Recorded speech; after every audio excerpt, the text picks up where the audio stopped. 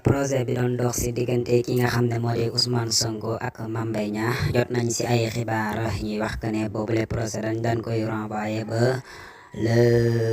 2 mars maanaam weer bi nga xam ne moo di ñëw mu nekk comme projet bi nga xam ne amoon na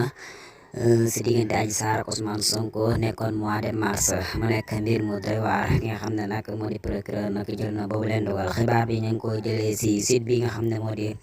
directive.com ak Rewmi TV mooy maanaam bi le projet nag dañ koy mujjee dàq ba